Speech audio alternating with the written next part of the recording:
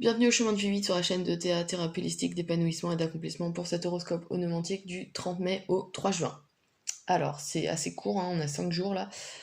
Comme d'habitude, ici, vous avez des cartes déterminées par calcul astronumérologique et un nouveau tirage, le tirage du monde, voilà, que j'expliciterai à chaque fois, comme à chaque tirage. Cette semaine, donc, vous êtes régi par la Lune. Lune, planète d'émotion. C'est plutôt une planète même d'intuition, je dirais. C'est vraiment la planète, comme je dis à chaque fois, de radar émotionnel. C'est la façon dont on perçoit le monde, mais de manière intérieure. D'accord? C'est vraiment, il faut écouter ses ressentis. C'est aussi une période où il faut essayer de, si vous vous souvenez de vos rêves, d'essayer d'en chercher la symbolique, parce que ça peut vous aider durant votre quotidien. D'accord? C'est une planète de choses aussi qui ont été cachées et qui se révèlent, ou qui sont toujours cachées, mais qui de toute façon auront un impact sur vous une fois révélées. D'accord? Euh, c'est une planète plutôt passive, contrairement au Soleil qui est dans l'activité et dans le masculin. Ici, on a plutôt dans la réception et féminin. Donc, ne vous étonnez pas si vous n'avez pas spécialement envie de trop bouger durant cette semaine. Voilà. Alors, durant cette semaine, avec la Lune, vous avez le pape. Le pape qui est à l'inverse de l'empereur qui est un père assez autoritaire. Ici, on a un père très paternaliste, très paternel, très affectueux, d'accord, qui a de l'amour à revendre, mais de l'amour universel, d'accord. Il aime le monde entier comme ses enfants. C'est une énergie de protection, de lumière.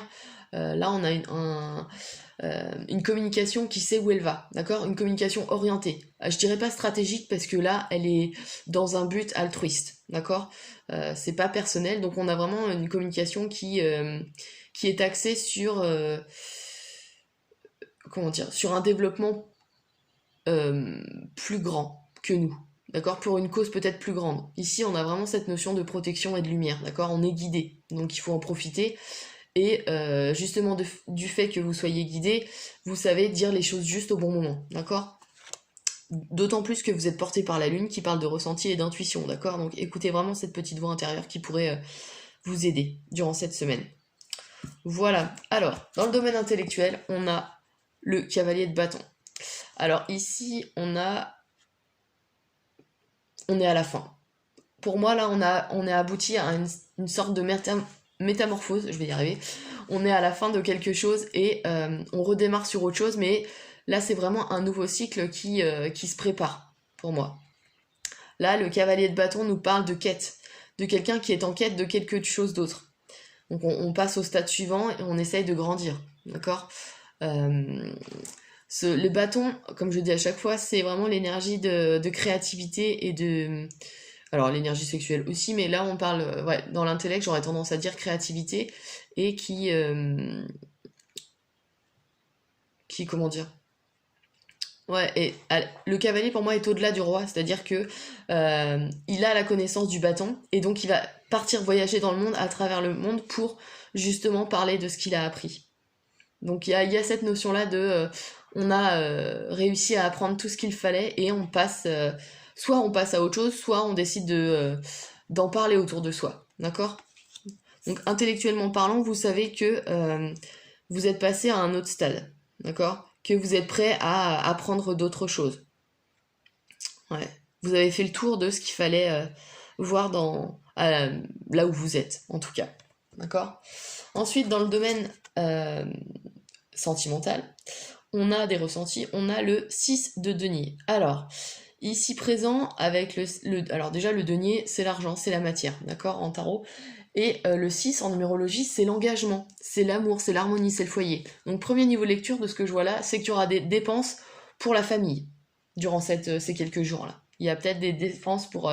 alors, quand je dis la famille, ça peut être aussi les liens affectifs amicaux, famille, conjoints, enfin, voilà. Les liens affectifs proches, mais pas spécialement parents-enfants, hein, vous voyez. Donc là, il y a des dépenses de cet ordre-là, c'est possible. Il peut y avoir des dépenses pour l'amélioration de la maison, pour de la décoration par exemple, parce que le 6 en numérologie, c'est l'esthétisme aussi. Qu'est-ce qu'on peut avoir d'autre? On peut payer pour avoir des conseils, par exemple si vous avez des enfants qui vont voir un psychologue ou qui vont voir un thérapeute, ou voilà, parce que le 6, je vais me répéter, en numérologie, c'est le conseil à l'humain aussi. Donc là, il y a peut-être une dépense de cet ordre-là, pour des conseils, d'accord? Axé sur la famille, vu qu'on est dans le 6. Qu'est-ce que je pourrais dire d'autre? Qu'il y a un engagement financier aussi, là, pour quelqu'un dans votre entourage familial. Ouais. Il peut y avoir ouais, cet ordre-là. Ou un choix à faire et une hésitation. C'est possible aussi, d'accord? Est-ce que je dois dépenser telle somme pour telle personne? Ben voilà, il y a des questions de cet ordre-là. Ouais. Mm. Ou quelle place j'occupe dans ma famille, enfin ouais, d'un point de vue financier, je sais pas. Est-ce que je suis celui qui dépense le plus? Est-ce que j'attends que quelqu'un dépense pour moi? Enfin voilà, il y a des questions qui peuvent ressurgir pour certains d'entre vous de cet ordre-là. Voilà. Ensuite, dans le domaine de la créativité, énergie créative et sexuelle, on a le pendu. Le pendu nous parle déjà de nouveaux points de vue. Il faut voir les choses sous un autre angle, d'accord? Il y a vraiment un sacrifice, alors soit sacrifice de son mode de pensée, c'est obsolète et on sait qu'il faut passer à autre chose, soit un sacrifice de vous-même, entre guillemets, c'est-à-dire que vous avez décidé de faire le choix de faire passer quelqu'un ou quelque chose d'autre avant vous. Ça, c'est possible aussi. D'accord? Là, dans le domaine de la créativité, j'aurais tendance à dire à renoncer à un certain mode d'expression. C'est possible. D'accord? Pour justement améliorer d'autres choses dans votre vie.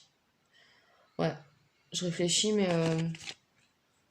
Ouais, ou alors, justement, comme je vous disais, l'autre point de vue qui est nécessaire pour avoir une créativité, voire même une sexualité épanouie et différente. D'accord? Il faut peut-être ouvrir un peu son esprit et voir ailleurs.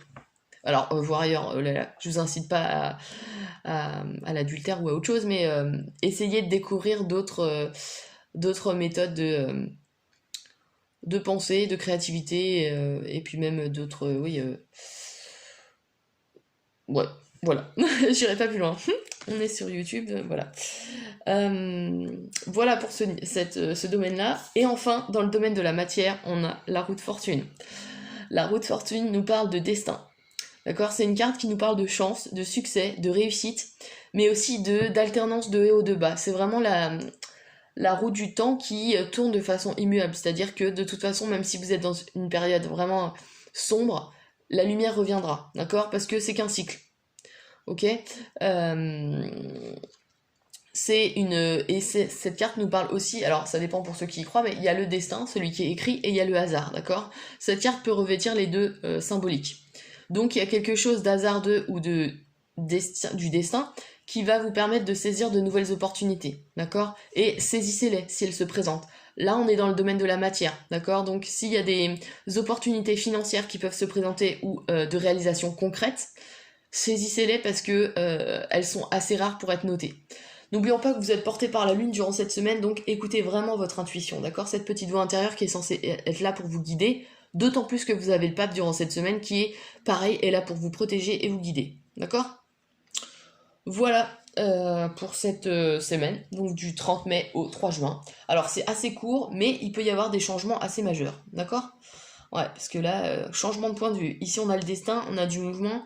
Là, on passe à autre chose. Ouais, et là, il y a de l'engagement. Donc, ouais, attelez-vous. Voilà pour cet horoscope. N'hésitez pas à liker, à partager et à vous abonner si ce n'est pas déjà fait. N'oubliez pas que je propose des accompagnements ou des analyses sur mon site internet www.ta-accompagnement.com.